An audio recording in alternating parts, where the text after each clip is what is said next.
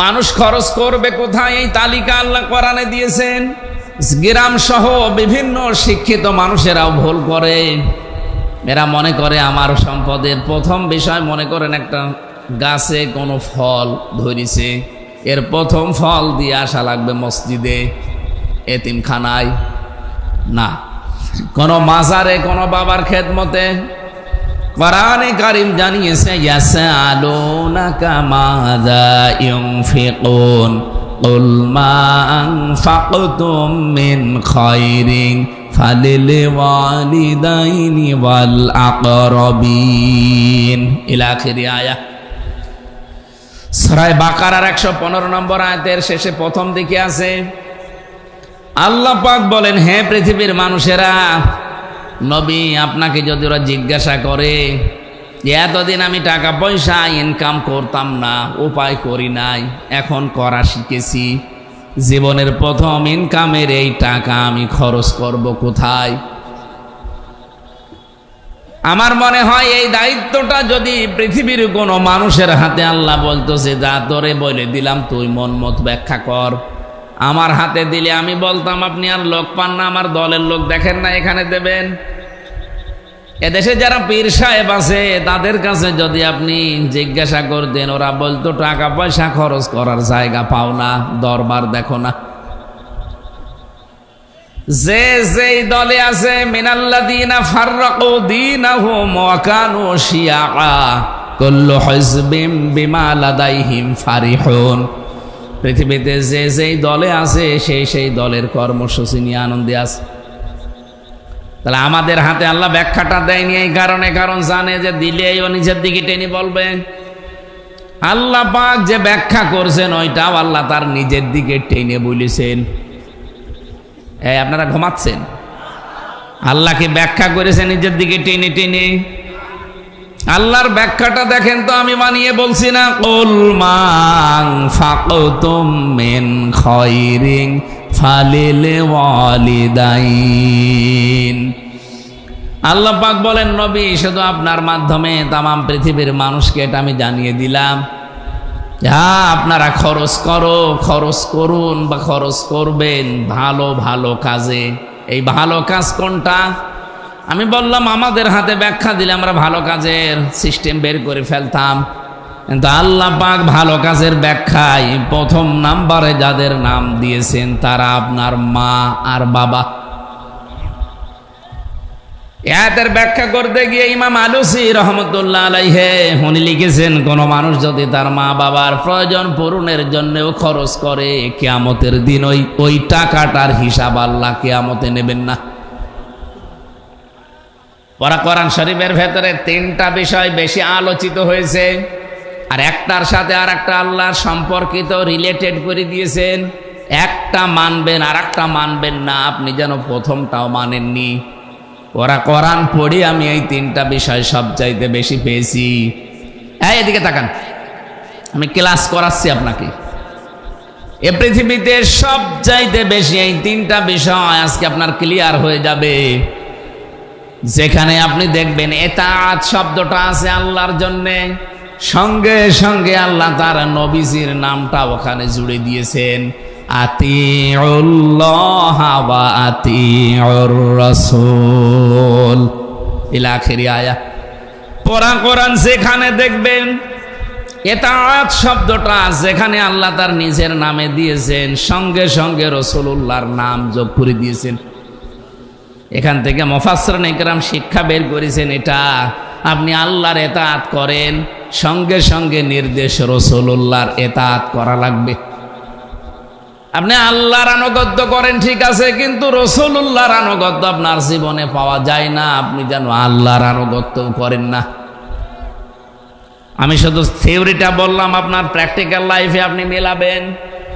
দ্বিতীয় নাম্বারে যেখানে আপনি আল্লাহর নাম পাবেন শুকরিয়া আদায় করো, সেখানেই দেখবেন সঙ্গে সঙ্গে আল্লাহ মার বাবার নাম দিয়ে দিয়েছেন, আনিশে করলি ওয়ালি ওয়ালিদাইকা ইলাইয়াল মাসির।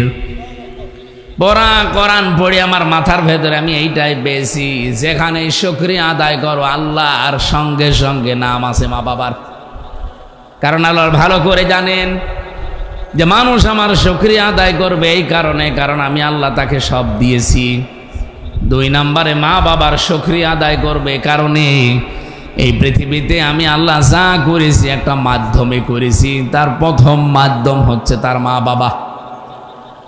বিজ্ঞান এখন প্রমাণ করছে শব্দগুলো নিয়ে। আপনার মা আর বাবা যে বিছানায় ছিলেন, ফালিয়ানজুরিল ইনসানু মিম্মা খুলিকা মিম্মা ইন দাফিকি ইয়াখরুজু মিন বাইনিস সুলবি ওয়াত তারাইব।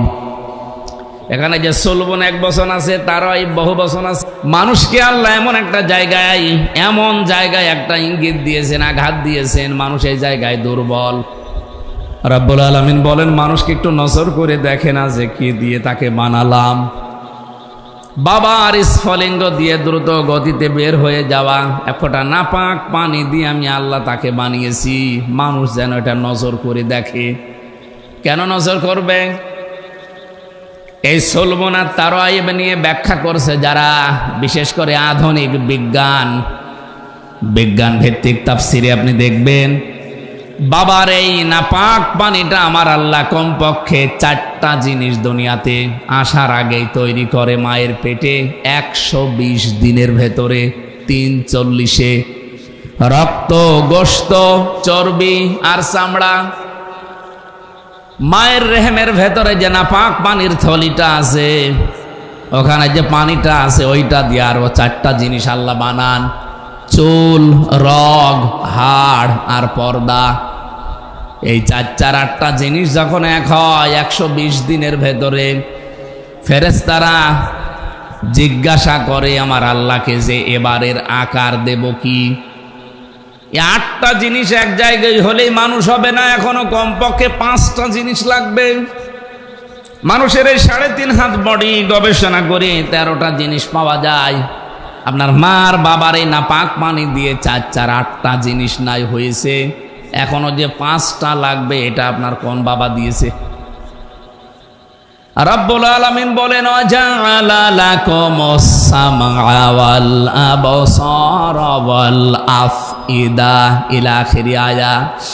সূরা নাহলের 78 নম্বর আয়াতে আছে, এর মাঝের অংশে আছে আমি শ্রবণ শক্তি, দর্শন শক্তি, বাক শক্তি, আকেল শক্তি আর ঘ্রাণ শক্তি, এই 5টা আমার রব নামের কারণে বান্দাকে দিয়েছি। তাহলে 8 আর 5 কত হয়?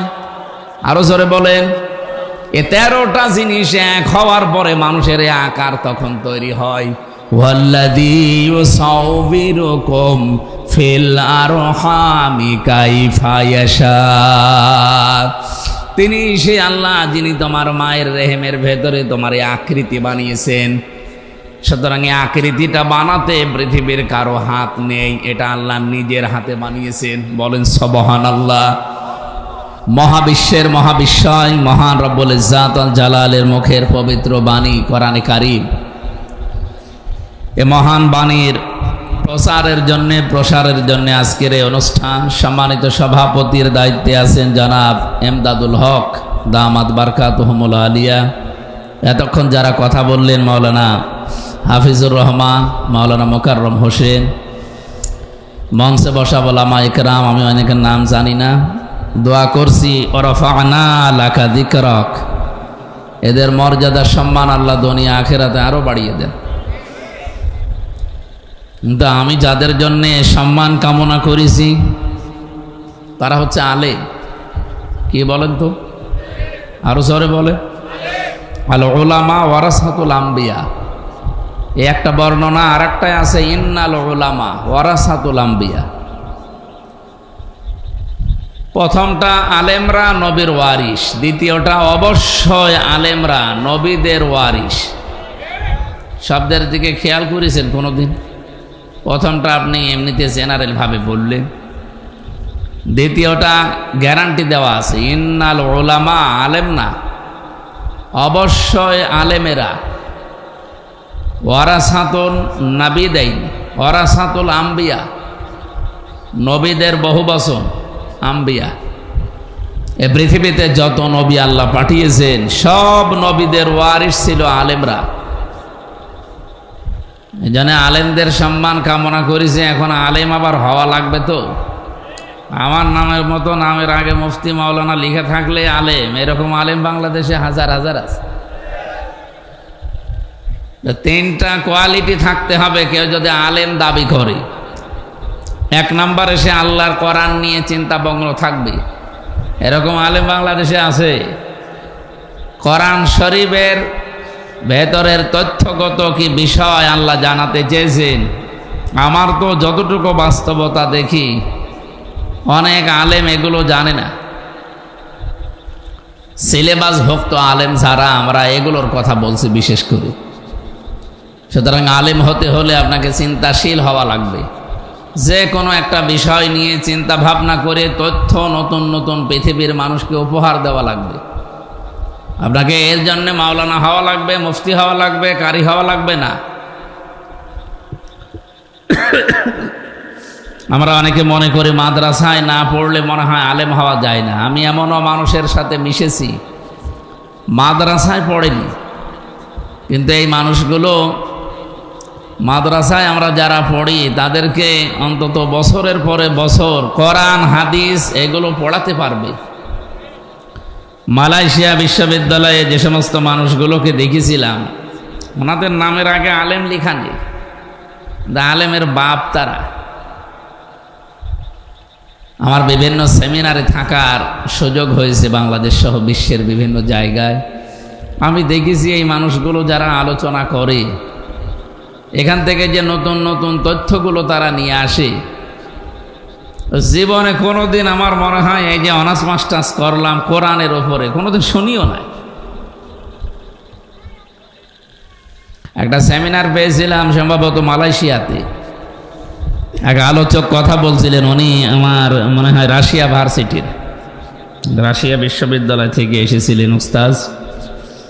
উনি কথা বলতে বলতে বলছিলেন যে কোরআনে কারিমে সূরা মুতাফফিফিনের ভেতরে, মানে মুসলমান তো নামের আগে এই যে আমাদের মতো মাওলানা মুফতি লেখা নেই, কিন্তু উনি একজন আলেম, মানে একজন বড় মসজিদের খতিব। দেখে মনে হবে জেনারেল শিক্ষিত, মনে হয় আমাদের স্যারদের মতো। ওখানে 120টা দেশের ছেলে মেয়েরা সামনে বসে আছে। জিজ্ঞাসা করছে, উস্তাজ খিতামুহু মিসকু ওয়া ফি যালিকা ফালিয়াতানাফাসিল মুতানাফিসুন ওয়া মিজাজুহু মিন তাসনিম আইনা ইয়াশরাবু বিহাল মুকাররাবুন। এই আয়াতগুলো তিনি তেলাওয়াত করলেন আরবিতে, ব্যাখ্যা করলেন কয়েক মিনিট, প্রশ্ন দিলেন আমাদের সামনে। এখানে আল্লাহ জান্নাতের যে সমস্ত নিয়ামতের কথা আছে, এগুলো যদি কেউ পেতে চান, জান্নাতের নিয়ামতের কথা কোরআনে সাজানো আছে না, হাজারো আয়াতে আছে। অত আয়াত তো বলা সম্ভব না। উনি এক কথায় বললেন যে এই নিয়ামতগুলো কেউ যদি পেতে চায় তাহলে তাকে প্রতিযোগিতা আরম্ভ করা লাগবে। পৃথিবীতে বিভিন্ন জিনিসের জন্য প্রতিযোগিতা হয় না, জান্নাত পাওয়ার জন্যও আল্লাহ প্রতিযোগিতা সৃষ্টি করার জন্য আমাদেরকে উদ্বুদ্ধ করছেন। খিতামুহু মিসকুন, এটা মুখ ঢাকা থাকবে, যেখান থেকে আপনাকে আল্লাহ পান করাবে। ওয়া ফি যালিকা ফালিয়াতানাফাসিল মুতানাফিসুন, সুতরাং প্রতিটি প্রতিযোগীর জন্য উচিত তারা যেন এই জান্নাতের নিয়ামত যেটা পান করানো হবে, এখনো এর মুখ খোলা হয়নি, তাসনিম বলা হয় যেটা, এটার জন্য যেন প্রতিযোগিতা করে মানুষ। ওনার প্রশ্ন ছিল এখানে যে এইতে তাসনিম জান্নাতের ঝর্ণা ধারার একটা নাম, এখান থেকে পানি পান করানো হবে জান্নাতি মানুষদেরকে। এত দামি পানি, এটা পৃথিবীতে দামি পানির নাম বলেন তো আপনারা, সবচাইতে বেশি দামি পানির নাম কি? ওইটা আমিও বলেছি, আমি আপনার মতো হুজুর তো, আমি একবারই বলে ফেলেছি জমজম। জমজম 1 গ্লাস বা 1 লিটার কয় টাকা নেবে? বাংলাদেশের টাকায় খুব বেশি হলেও 100 টাকা নেবে। আপনি 1 গ্লাস বা 1 লিটার জমজমের পানি, এই যে সৌদি আরবে 5 লিটার করে বিক্রি করে, সেই হিসাবে 1 লিটার কিনতে খুব বেশি হলেও 100 টাকা লাগবে। এই পৃথিবীতে এখন একটা পানি আছে যেটা 1 বোতল 100 টাকা না, বাংলাদেশের টাকায় 3.5 লাখ টাকা দাম। এর নাম হচ্ছে অ্যাকোয়া ক্রিস্টোলা। ওই নীতা আম্বানি আছে না ভারতের, এই মহিলা পান করে। আমি ওর জীবনী পড়তে গিয়ে হিসাব করে দেখলাম যে মহিলা যে পানি খায় প্রতিদিন, অন্তত যদি সারাদিন সারা রাত মিলে 3 লিটারও খায়, 3.5 লাখ টাকা যদি হয় বোতলের দাম, আপনি বলেন না 55 লাখ, 55 লক্ষ টাকা দাম, না 55 লাখ না 55,000, মানে পুরাটা তথ্যটা আমার এখন মনে নেই, পড়েছিলাম অনেকদিন আগে। তো সেই হিসাবে যদি 55,000ও ধরা হয় এক একটা লিটার পানির দাম, 3 লিটারের দাম কমপক্ষে 1.5 লাখ টাকা। একটা মানুষ 1.5 লক্ষ টাকার পানি পান করে প্রতিদিন। আমি মৌলানার মতো সেই বলে ফেলেছি যে জমজম, উনি হেসে ফেলেছি যে জমজম পানির দাম কত হবে আপনাদের তুলনায়। আমার বাংলাদেশের টাকার যে মান, এটা অনুযায়ী আমি 100 টাকা বলেছিলাম। উনি তখন এই তথ্যটা পড়ার জন্য উদ্বুদ্ধ করলেন। তা আমি আলেম হিসাবে বলতে চাই, আলেমের প্রথম সংজ্ঞা আপনাকে চিন্তাশীল হওয়া লাগবে। আফালা ইয়াতাদাব্বারুন আল কোরআন, কি হয়েছে তোমাদের? কোরআন শরীফ নিয়ে কেউ চিন্তা ভাবনা করো না। সানুরিহিম আয়াতিনা ফিল আফাকি ওয়া ফি আনফুসিহিম হাত্তা ইয়াতাবাজ্জানা লাহুমুল হক। আল্লাহ বলেন আমি অতি শীঘ্রই এই পৃথিবীতে, আফাক মানে এই যে পৃথিবী, দিক দিগন্তে এবং মানুষের শরীরের ভেতরে যেগুলো দিয়েছি, এর ভেতরে যে শিক্ষাগুলো আছে, দিন যত যাবে এটা স্পষ্ট হতে থাকবে।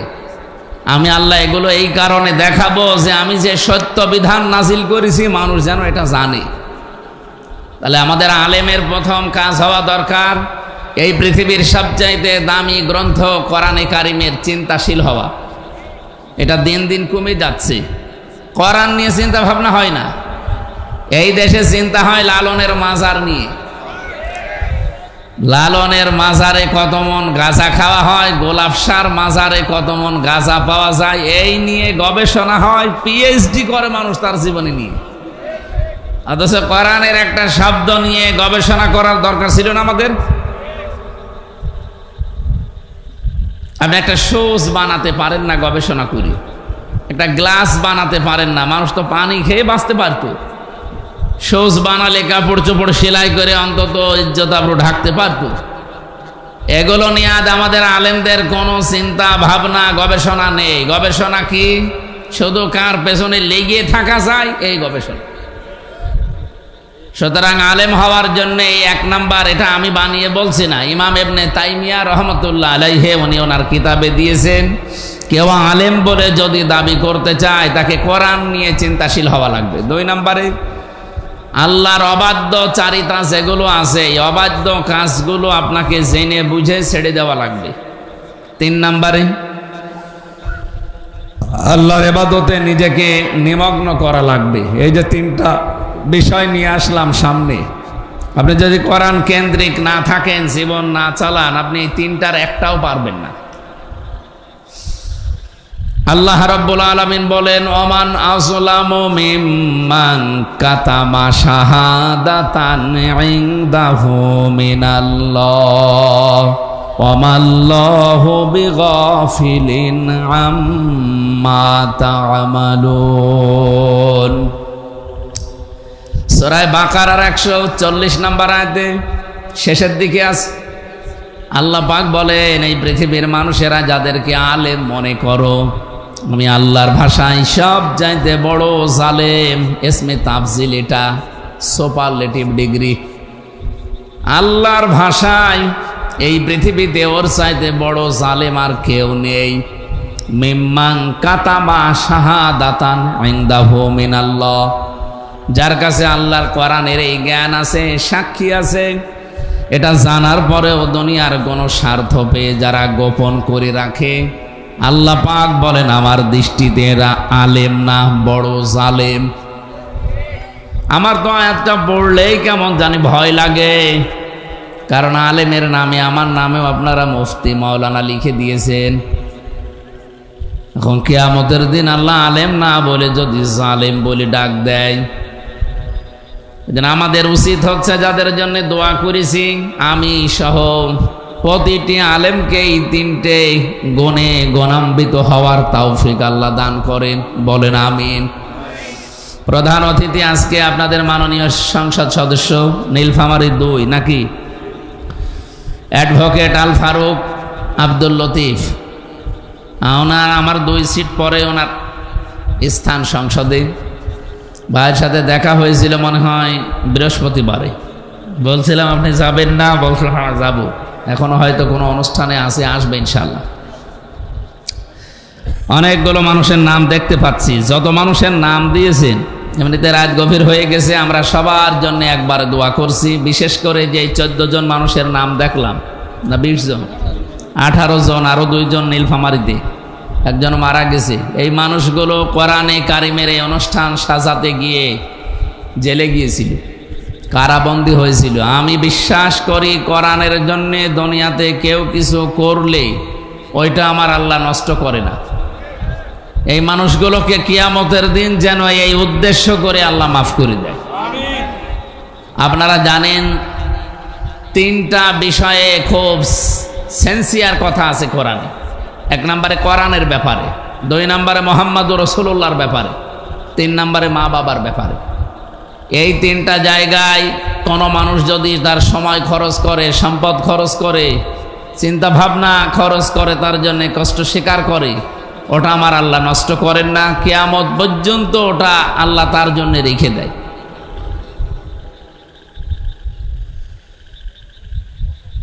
কোরআনের জন্য এই পৃথিবীতে কেউ কিছু করেছে আর আল্লাহ ওইটার প্রতিদান দেয়নি, এমন ঘটনা আমি পাইনি। অবশ্যই দুনিয়া আখেরাতে আল্লাহ তাকে দেবেন বলেই ঘোষণা দিয়েছেন। নবীজি জানিয়েছেন ইন্নাল্লাযী লাইসা ফি জাওফিহি শাইউম মিনাল কুরআনি কাল বাইতিল খরিব। ওটা মানুষের অন্তরই বলা যায় না যে মানুষের অন্তরে কোরআন নেই। সুতরাং বুশ, বেলাওয়ার, ডোনাল্ড ট্রাম্প, মোদি সহ বাকিগুলোর নাম নিলাম না, এরা পৃথিবী আজ যদিও তামাম পৃথিবীর মোড়ল, আল্লাহর দৃষ্টিতে এগুলো মানুষই না। কারণ এদের ভেতরে কোরআনের আলো আছে। যে 4 জনের নাম বললাম, একটার ভেতরেও কোরআনের আলো ছিল। 2 নম্বরে মুহাম্মদুর রাসূলুল্লাহর জন্য পৃথিবীতে কেউ কিছু করেছে আর আল্লাহ তাকে প্রতিদান দেয়নি, আমি এমন পাইনি। আপনি দেখবেন একজন কাফের, আবু লাহাব যার নাম, একটা মানুষের নামে আল্লাহ কোরআনে কারিমে একটা সূরা নাজিল করেছে, যদিও লোকটা কাফের। তো নবী মুহাম্মদুর রাসূলুল্লাহর জন্মের কথা শোনার পরে এত বেশি খুশি হয়েছিল লোকটা, নিজের বাড়ির কাজের মেয়ে লোক পর্যন্ত আজাদ করে দিয়েছে। তার জীবনী পড়তে গিয়ে বেশি যে 2টা আঙ্গুল দিয়ে মেয়েটাকে এভাবে আজাদ করে দিয়েছিল ইশারা দিয়ে, এই 2টা আঙ্গুলের ইশারা পর্যন্ত আল্লাহ নষ্ট করেনি। ও লোককে আল্লাহ শাস্তি দিচ্ছে এবং কিয়ামত পর্যন্ত দেবে। সায়াসলা নারং যাতা লাহাব, শুধু লাহাব পর্যন্ত আল্লাহ শেষ করে দেয়নি, এরপরে দিয়েছেন তার স্ত্রীর নাম অমরআতুহু। অতি শীঘ্রই আমি আবু লাহাব নামে এই লোকটাকে জ্বলন্ত অঙ্গারে নিক্ষেপ করব। এই আগুনের ভেতরে পড়ে আছে, কিয়ামত পর্যন্ত আগুনের শাস্তি পাবে। কিন্তু যেদিন নবীজি এই পৃথিবীতে এসেছিলেন সোমবারে, ওই দিন যেহেতু এই 2টা আঙ্গুল দিয়ে আল্লাহর নবীর জন্মের কথা শুনি, নিজের কাজের বাড়ির কাজের মেয়ে লোক, যেটা এটা ওই জামানায় বেচা কিনা হতো, মানুষ এই গরু ছাগলের মতো কিনে এনেছিল বাড়িতে কাজ করার জন্যে, ওইটা এই সংবাদটা দেওয়ার কারণে তাকে এই 2 আঙ্গুল দিয়ে মুক্ত করে দেয়। এই জন্য এই 2টা আঙ্গুল সোমবারে মুখের ভেতরে দিয়ে যদি একটু এই যে চোষা বলে, একটু চাটাচাটি করে, আল্লাহ রাব্বুল আলামিন এই দুইটা আঙ্গুলের ভেতর দিয়ে কুদরতি ভাবে জান্নাতের কুদরতি ভাবে এমন একটা বিষয় তার শরীরের ভেতরে প্রবেশ করান, তার আযাব পর্যন্ত ওই সময় কম হয়ে যায়। আমি শুধু শুনি সুবহানাল্লাহ আলহামদুলিল্লাহ পড়ার জন্য বলছি না, এখান থেকে একটা শিক্ষা আছে। বলেন তো, একজন কাফের এই মানুষটা শুধু নবীজির জন্মে খুশি হয়ে যদি এই পুরস্কার পেতে পারে, আজ আমরা বিশ্বে যারা মুহাম্মদুর রাসূলুল্লাহর আদর্শ প্রতিষ্ঠা করার জন্য চেষ্টা চালাচ্ছি, মাস্ট বি আমি বিশ্বাস করি তাদের এই কর্মকাণ্ড আল্লাহ নষ্ট করবে না, এর প্রতিদান আল্লাহ নিজের হাতে মাস্ট বি দেবেন। বলেন আমিন। 3 নম্বরে, দুনিয়াতে কোনো মানুষ যদি তার মা বাবার জন্য খরচ করে, কিয়ামতের ময়দানে এই টাকা পয়সার হিসাব আল্লাহর দরবারে দেওয়া লাগবে না। মানুষ খরচ করবে কোথায়, এই তালিকা আল্লাহ কোরআনে দিয়েছেন। গ্রাম সহ বিভিন্ন শিক্ষিত মানুষেরাও ভুল করে। এরা মনে করে আমার সম্পদের প্রথম বিষয়, মনে করেন একটা গাছে কোনো ফল ধরেছে, এর প্রথম ফল দিয়ে আসা লাগবে মসজিদে, এতিমখানায় না, কোনো মাজারে, কোনো বাবার খেদমতে। কোরআনে কারীম জানিয়েছে ইয়াসআলুনাকা মাযা ইউনফিকুন কুল মা আনফাকতুম মিন খায়রিন ফালিল ওয়ালিদাইনি ওয়াল আকরাবিন ইলা আখিরি আয়াত। সূরা বাকারার 115 নম্বর আয়াতের শেষে প্রথম দিকে আছে, আল্লাহ পাক বলেন, হে পৃথিবীর মানুষেরা, নবী আপনাকে যদি ওরা জিজ্ঞাসা করে যে এতদিন আমি টাকা পয়সা ইনকাম করতাম না, উপায় করি নাই, এখন করা শিখেছি, জীবনের প্রথম ইনকামের এই টাকা আমি খরচ করব কোথায়?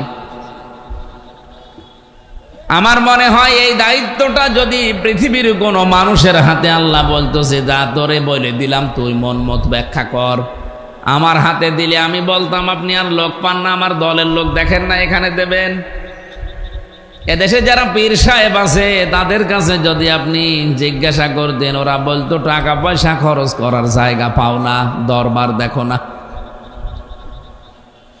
যে যেই দলে আছে, মিনাল্লাযীনা ফাররাকু দীনাহুম ওয়া কানু শিয়া কুল্লু হিজবিম বিমা লাদাইহিম ফারিহুন।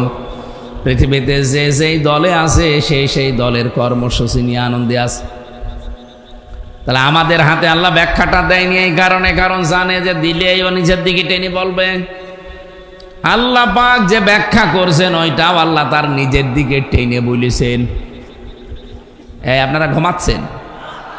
আল্লাহকে ব্যাখ্যা করেছে নিজের দিকে টেনে টেনে। আল্লাহর ব্যাখ্যাটা দেখেন তো, আমি বানিয়ে বলছি না। কুল মা আনফাকতুম মিন খায়রিন ফালিল ওয়ালিদাইন। আল্লাহ পাক বলেন, নবী শুধু আপনার মাধ্যমে তামাম পৃথিবীর মানুষকে এটা আমি জানিয়ে দিলাম, হ্যাঁ আপনারা খরচ করুন বা খরচ করবেন ভালো ভালো কাজে। এই ভালো কাজ কোনটা? আমি বললাম আমাদের হাতে ব্যাখ্যা দিলে আমরা ভালো কাজের সিস্টেম বের করে ফেলতাম, কিন্তু আল্লাহ পাক ভালো কাজের ব্যাখ্যায় প্রথম নাম্বারে যাদের নাম দিয়েছেন তারা আপনার মা আর বাবা। এর ব্যাখ্যা করতে গিয়ে ইমাম আলুসি রহমতুল্লাহ আলাইহি উনি লিখেছেন, কোন মানুষ যদি তার মা বাবার প্রয়োজন পূরণের জন্যও খরচ করে, কিয়ামতের দিন ওই টাকাটার হিসাব আল্লাহ কিয়ামতে নেবেন না। কোরআন শরীফের ভেতরে 3টা বিষয় বেশি আলোচিত হয়েছে, আর একটার সাথে আর একটা আল্লাহ সম্পর্কিত রিলেটেড করে দিয়েছেন। একটা মানবেন আর একটা মানবেন না, আপনি যেন প্রথমটাও মানেননি। কোরআন পড়ি আমি এই 3টা বিষয় সবচাইতে বেশি পেয়েছি। এদিকে তাকান, আমি ক্লাস করাচ্ছি আপনাকে। এ পৃথিবীতে সবচাইতে বেশি এই 3টা বিষয় আজকে আপনার ক্লিয়ার হয়ে যাবে। যেখানে আপনি দেখবেন এতাআত শব্দটা আছে আল্লাহর জন্যে, সঙ্গে সঙ্গে আল্লাহ তার নবীজির নামটা ওখানে জুড়ে দিয়েছেন, আতিউল্লাহ ওয়া আতিউর রাসূল। ইলা আখিরি আয়া। পড়া কোরআন যেখানে দেখবেন এতাআত শব্দটা যেখানে আল্লাহ তার নিজের নামে দিয়েছেন, সঙ্গে সঙ্গে রাসূলুল্লাহর নাম যোগ করে দিয়েছেন। এখান থেকে মুফাসসিরিন ইকরাম শিক্ষা বের করেছেন, এটা আপনি আল্লাহর এতাআত করেন, সঙ্গে সঙ্গে নির্দেশ রাসূলুল্লাহর এতাআত করা লাগবে। আপনি আল্লাহর আনুগত্য করেন ঠিক আছে, কিন্তু রাসূলুল্লাহর আনুগত্য আপনার জীবনে পাওয়া যায় না, আপনি যেন আল্লাহর আনুগত্য করেন না। আমি শুধু থিওরিটা বললাম, আপনার প্র্যাকটিক্যাল লাইফে আপনি মেলাবেন। দ্বিতীয় নাম্বারে যেখানে আপনি আল্লাহর নাম পাবেন শুকরিয়া আদায় করো, সেখানেই দেখবেন সঙ্গে সঙ্গে আল্লাহ মার বাবার নাম দিয়ে দিয়েছেন। আনিশে করলি ওয়ালি ওয়ালিদাইকা ইলাইয়াল মাসির। পড়া কোরআন পড়ি আমার মাথার ভেতরে আমি এইটাই পেয়েছি, যেখানে শুকরিয়া আদায় করো আল্লাহ, আর সঙ্গে সঙ্গে নাম আছে মা বাবার। কারণ আল্লাহ ভালো করে জানেন যে মানুষ আমার শুকরিয়া আদায় করবে এই কারণে, কারণ আমি আল্লাহ তাকে সব দিয়েছি। দুই নম্বরে মা বাবার শুকরিয়া আদায় করবে কারণে এই পৃথিবীতে আমি আল্লাহ যা করেছি একটা মাধ্যমে করেছি, তার প্রথম মাধ্যম হচ্ছে তার মা বাবা। বিজ্ঞান এখন প্রমাণ করছে শব্দগুলো নিয়ে। আপনার মা আর বাবা যে বিছানায় ছিলেন, ফালিয়ানজুরিল ইনসানু মিম্মা খুলিকা মিম্মা ইন দাফিকি ইয়াখরুজু মিন বাইনিস সুলবি ওয়াত তারাইব। এখানে যে সুলবুন এক বচন আছে, তারাইব বহু বচন আছে। মানুষকে আল্লাহ এমন একটা জায়গায়, এমন জায়গায় একটা ইঙ্গিত দিয়েছেন, আঘাত দিয়েছেন, মানুষ এই জায়গায় দুর্বল। রাব্বুল আলামিন বলেন মানুষকে একটু নজর করে দেখে না যে কি দিয়ে তাকে বানালাম। বাবার স্ফলিঙ্গ দিয়ে দ্রুত গতিতে বের হয়ে যাওয়া এক ফোঁটা নাপাক পানি দিয়ে আমি আল্লাহ তাকে বানিয়েছি। মানুষ যেন এটা নজর করে দেখে। কেন নজর করবে? এই সুলবুন আর তারাইব নিয়ে ব্যাখ্যা করছে যারা, বিশেষ করে আধুনিক বিজ্ঞান ভিত্তিক তাফসিরে আপনি দেখবেন বাবার এই নাপাক পানিটা আমার আল্লাহ কমপক্ষে 4টা জিনিস দুনিয়াতে আসার আগেই তৈরি করে মায়ের পেটে 120 দিনের ভেতরে। 340-এ রক্ত, গোশত, চর্বি আর চামড়া। মায়ের রেহেমের ভেতরে যে নাপাক পানির থলিটা আছে, ওখানে যে পানিটা আছে ওইটা দিয়ে আরো 4টা জিনিস আল্লাহ বানান। চুল, রগ, হাড় আর পর্দা। এই 4-8টা জিনিস যখন এক হয় 120 দিনের ভেতরে, ফেরেশতারা জিজ্ঞাসা করে আমার আল্লাহকে যে এবারের আকার দেব কি? এই 8টা জিনিস এক জায়গায় হলেই মানুষ হবে না, এখনো কমপক্ষে 5টা জিনিস লাগবে। মানুষের এই 3.5 হাত বডি গবেষণা করে 13টা জিনিস পাওয়া যায়। আপনার মার বাবার এই নাপাক পানি দিয়ে 8টা জিনিস নাই হয়েছে, এখনো যে 5টা লাগবে এটা আপনার কোন বাবা দিয়েছে? রাব্বুল আলামিন বলেন ওয়াজাআলা লাকুমুস সামআ ওয়াল আবসারা ওয়াল আফইদা ইলা আখিরি আয়া। সূরা নাহলের 78 নম্বর আয়াতে আছে, এর মাঝের অংশে আছে আমি শ্রবণ শক্তি, দর্শন শক্তি, বাক শক্তি, আকেল শক্তি আর ঘ্রাণ শক্তি, এই 5টা আমার রব নামের কারণে বান্দাকে দিয়েছি। তাহলে 8 আর 5 কত হয়? আরো জোরে বলেন। এই 13টা জিনিস এক হওয়ার পরে মানুষের আকার তখন তৈরি হয়। ওয়াল্লাযী ইউসাউবিরুকুম ফিল আরহামি কাইফা ইয়াশা। তিনি সে আল্লাহ যিনি তোমার মায়ের রেহেমের ভেতরে তোমার এই আকৃতি বানিয়েছেন। সুতরাং এই আকৃতিটা বানাতে পৃথিবীর কারো হাত নেই, এটা আল্লাহ নিজের হাতে বানিয়েছেন। বলেন সুবহানাল্লাহ। বাকি যে 13টা জিনিসের নাম বললাম, মার বাবা বিছানায় থাকার কারণে নাই, 4-8টা জিনিস আমরা পেয়েছি। বাকি এই যে 5টা জিনিস আল্লাহ তার রব নামের কারণে আমাকে দিলেন।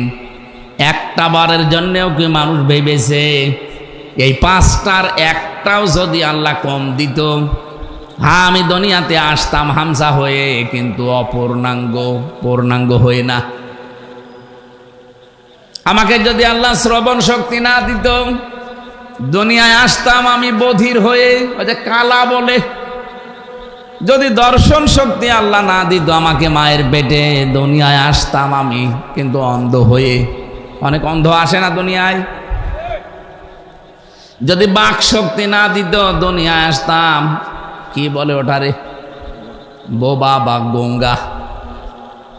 মানুষ আপনাকে ডাকতো ঠিক হামজা বলে, কিন্তু বলতো কানা হামজা। কি যে বেশি এই চোখের কারণে। মাঝে মাঝে চোখ বন্ধ করে আপনি দেখবেন তামাম পৃথিবীর সব চাইতে বড় দামি নিয়ামতের নাম হচ্ছে চোখ। মানে যার যেটা নেই তার কাছে ওইটা সব চাইতে দামি।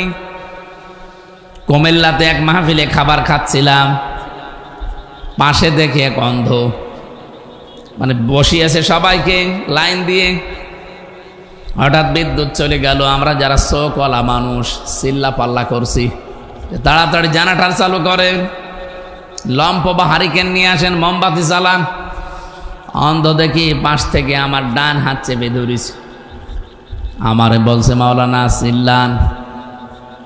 মাত্র 2 মিনিট কারেন্ট চলে গেছে, আপনারা চিল্লান। অথচ আজ 42 বছর আমার জীবনে কারেন্ট নেই। আমি ছোটবেলায় দেখতে পেতাম, কিন্তু হাম হয়ে আমার চোখ নষ্ট হয়ে যায়।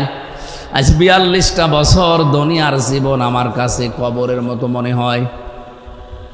ওই দিন অন্ধ আমাকে একটা তথ্য জানিয়েছিল যে আপনাদের চোখ যাদের আছে এরা তো হয়তো অন্তত দিনের বেলা দেখেন, স্বপ্নে দেখলেও ঘুমিয়ে থাকলে কিছু দেখেন। কিন্তু আমরা যারা অন্ধ দিনের বেলা রাতের বেলা তো দেখেই না, ঘুমিয়ে থাকলেও দেখি না, শুধু আওয়াজ শুনি। আমি ওই দিনই ভেবেছিলাম আল্লাহ পৃথিবীতে কিছু যদি আমাকে না দাও, চোখ দিয়েছো এর জন্য কিয়ামত পর্যন্ত সেজদা দিলেও শুকরিয়া আদায় হবে না। তাহলে আল্লাহর শুকরিয়া আদায় করা লাগবে কেন? আপনি টের পেয়েছেন যত নিয়ামত দিয়েছে এভাবে একটা একটা করে, ওয়াইন তাউদ্দু নি'মাতাল্লাহি লা তুহসুহা। যদি কেউ আল্লাহর নিয়ামত গণনা করতে শুরু করে কোনোদিন শেষ হবে না। রব্বুল আলামিন বলেন আমি আল্লাহর নিয়ামতের শুকরিয়া আদায় করে এই জন্য এগুলো তোমাকে দিয়েছি। মা বাবার শুকরিয়া আদায় করা লাগবে এই জন্য যে দুনিয়ার মুখ তাদের কারণে তুমি দেখেছো। তোমাকে তো আকাশ থেকে আমি ফেলে দেইনি। শুধু আদম আর হাওয়া বাদ দিয়ে পৃথিবীতে প্রত্যেকেই হয় মায়ের পেট থেকে এসেছে। হযরত ঈসা নবী শুধু বাবা ছাড়া, বাকি আজ পর্যন্ত কোনো মানুষ বাবা ছাড়া মা ছাড়া দুনিয়ায় আসতে পেরেছে। এই জন্য এখান থেকে একটা শিক্ষা কোরআন দিতে চাই। এই এদিকে তাকান। আপনাদের আমাদের যাদের মার বাবা বেঁচে আছে আল্লাহর শুকরিয়া আদায় করেন। আমরাও দেখি পানি খাওয়ার পরে দেখি বলে ওয়াসাকাহুম রাব্বুহুম শারাবান তাহুরা। কোন নিয়ামত ভেতরে দিয়েই বলে আলহামদুলিল্লাহ, হ্যাঁ শুকরিয়া আদায় করেন। পাশাপাশি মা বাবা যাদের আছে তাদের প্রতিও কৃতজ্ঞ থাকা লাগবে, শুকরিয়া আদায় করা লাগবে। এখন মা বাবার শুকরিয়া কি? আমার তেলাওয়াতকৃত আয়াতের ভেতরে পয়েন্টগুলো আছে, আমরা যাব। 3 নাম্বার যেটা বোঝাতে চাই, পড়া কোরআনে আল্লাহ যেখানে নামাজের কথা বা সালাতের কথা দিয়েছেন সঙ্গে সঙ্গে দিয়েছেন যাকাতের কথা। আকিমুস সালাতা ওয়া আতাবুজ যাকাত। যাকাত নামাজ আদায় করো বা নামাজ কায়েম করো, যাকাত আদায় করো। প্রাণপ্রিয় নীলফামারীবাসী, এটা রেকর্ড হচ্ছে, তামাম পৃথিবীর মানুষকে আমি জানাতে চাই, বিশেষ করে এই বাংলাদেশের 56,000 বর্গ মাইলে যারা আছি, নামাজ আপনি পড়েন আমিও দেখি, নামাজ আপনি কায়েম করার জন্য চেষ্টা করেন এরা আমি দেখি, কিন্তু আতুজ যাকা এই শব্দটা আজ বাংলাদেশের 100 জনের প্রায় 70 জন আমরা বিশ্বাস করলেও মানি না। যাকাত ফরজ হয়ে পড়ে আছে, ওর খবরও নেই, অথচ নামাজও ফরজ, যাকাতও কি? বলেন বলেন। কোরআন শরীফে এত কঠিন কথা যাকাত ছাড়া অন্য কোন বিধানের ব্যাপারে আমি পাইনি। কোন মানুষ যদি যাকাত আদায় না করে তা ফরজ হওয়ার পরে, আমার আল্লাহ এত বেশি তার উপরে রেগে যান। সূরা তাওবার ভেতরে শাস্তির ধরনও দিয়েছেন। এর এই সম্পদগুলো কিয়ামতের দিন আল্লাহ জাহান্নামের আগুন দিয়ে গরম করবে। শুধুমাত্র গরম করে শেষ করে দেবে না, ওই গরম করা বিষয় তার শরীরে, পিঠে, মুখে, এই বুকের পাঁজরের উপরে আল্লাহ দাগ দেবে ফেরেশতা দিয়ে। এটা সারা জীবন শুনেছি, শুধু একটু নিজের প্র্যাকটিক্যালে নিয়ে যান তো। প্র্যাকটিক্যালে যদি নিয়ে গিয়ে দেখেন যে একটা রড গরম করা, মনে করেন আপনার সম্পদ, সোনা রূপা রডের মতো বানিয়ে গরম করে আপনার পিঠে আর বুকে সেকা দেবে। কোন সম্পদ? যেটা মায়ায় মহাব্বতে আপনি যাকাত দেননি। এইরকম ধরনের মানুষ বাংলাদেশে নেই। এক কথা বলা লাগবে। যাকাত ভিত্তিক অর্থনীতি যদি বাংলাদেশে আমরা চালু করতে পারতাম, এবার বাজেটে যে ঘাটতি দেখা যাচ্ছে, 3 লক্ষ কোটি টাকা ঘাটতি বাংলাদেশের বাজেটে এখন, এই ঘাটতিটা থাকতো না। দেশের ব্যাংকিং ব্যবস্থায় বাইরের দেশ থেকে এরকম ধার করা লাগতো না। এত বড় বাজেট দিয়েছেন কেন? আমরা বুঝে ফেলেছি, কারণ এর আগে বড় বড় বাজেট দিয়ে বড় বড় মেগা চুরি করতে তারা পেরেছিল। আমরা চাই যতটুকু আপনার সামর্থ্য আছে আপনি ততটুকু দেন। বলেন তো, ধার করে ঘি খাওয়ার চাইতে নিজের যা আছে কচু শাক দিয়ে খাবার খাওয়া ভালো। ধার করে ঘি খেতে যাচ্ছে, ও ধার শোধ দেওয়া লাগবে না। বাংলাদেশে এখন যে আয়, আমরা তো বাজেট নিয়ে পড়াশোনা করে দেখতে পাচ্ছি, এই দেশে এখন সর্বোচ্চ টাকা কালেকশন হতে পারে কর দিয়ে, রাজস্ব দিয়ে, সরকারের 6 লক্ষ কোটি টাকা। এর উপরে যাওয়া সম্ভব না। কিন্তু বাকি যে আপনি 9,30,000 কোটি টাকার বাজেট দিলেন, এই টাকা কি ফেরেশতারা দিয়ে যাবে? বিরোধিতা করার জন্য করছি তা না, বাস্তব এটা। জীবনও ঠিক হয়নি আপনার। এই মারিং কাটিং গুলো করার জন্য যারা চেষ্টায় আছেন তাদেরকে আহ্বান জানাচ্ছি, যাকাতের মতো ফরজ বিধান কালকে সংসদ বসবে। আমার মনে হয় মুসলমান তো প্রায় আমরা সবাই 6-7 জন আছে শুধু অন্য ধর্মের, বাকি আমরা সবাই মুসলমান। আমরা চাই কালকে অন্তত যারা কথা বলার সুযোগ পাবে তারা যেন অন্তত এ কথা বলে যে মাননীয় স্পিকার, আমরা এই দেশে 92% মুসলমান যাকাত ভিত্তিক অর্থনীতি দেখতে চাই। আমি জানি বাধা আসবে, আসুক, যত বাধা আসবে দেশের জনগণ যেহেতু 100%-এর 92% মুসলমান, এই জন্য কোনো বাধা আমাদের সামনে থাকবে না।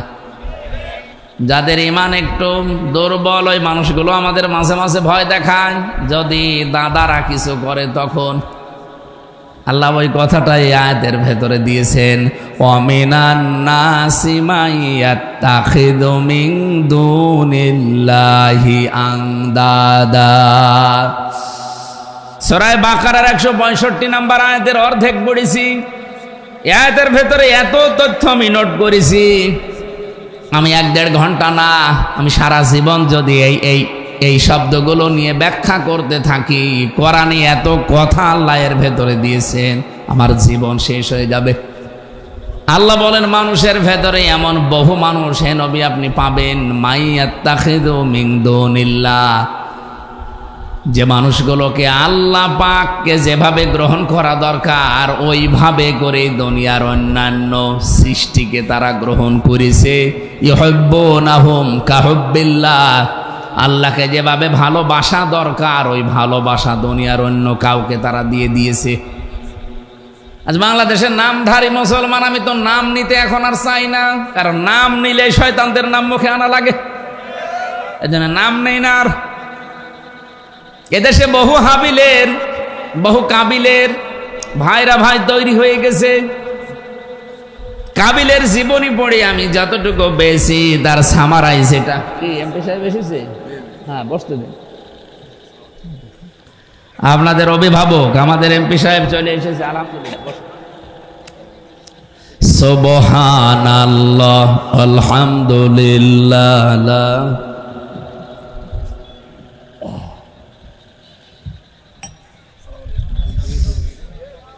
এইটা একটু পিছিয়ে দেন, এই বাতাস আসে না কেন, একটু পিছিয়ে দেন তো।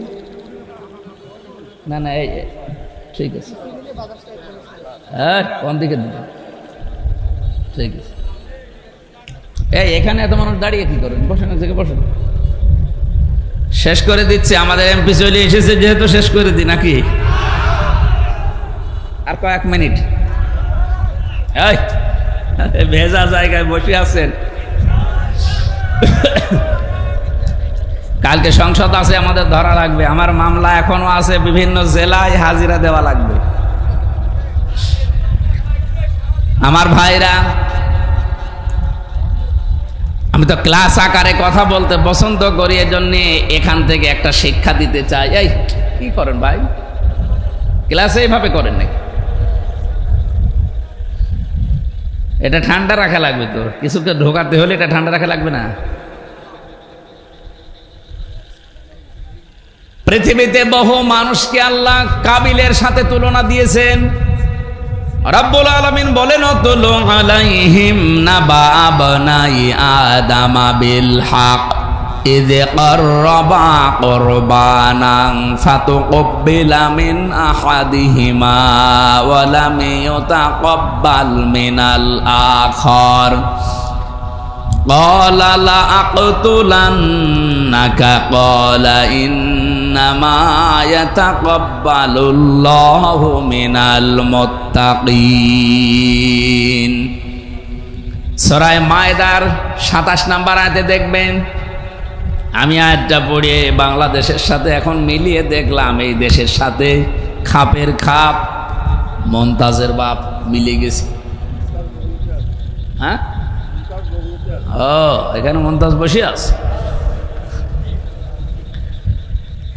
এটা সেই পৃথিবীর প্রথম যুগের কাহিনী আল্লাহ আমাদেরকে শুনিয়েছেন। এ পৃথিবীর বয়স কত কোটি বছর, সেই প্রথম যুগের কাহিনী আল্লাহ আমাদেরকে শুনিয়ে কি দিতে চান? এই এদিকে তাকান ভাই। আল্লাহ বলেন, হে নবী, আপনি আদম আর হাওয়া আলাইহিস সালামের যে সন্তান, তাদের এই দুই সন্তানের কাহিনী আপনার উম্মতদেরকে একটু তেলাওয়াত করে করে শোনান। কি করেছিল তারা, তাদের যে জীবনী আছে, কাহিনী আমি বলতে চাই না, শিক্ষা হচ্ছে তারা কোরবান দিয়েছিল। ওই জামানার সিস্টেম ছিল, চাটিয়াল এরকম ময়দানে পশু জবাই করে রেখে আসতো। যার টাকা হালাল, যার কর্মজীবন, যার প্র্যাকটিক্যাল লাইফ আল্লাহর পছন্দ হয়, আগুনের ঝলকা নিয়ে এসে ওটা পুড়িয়ে ফেলতো।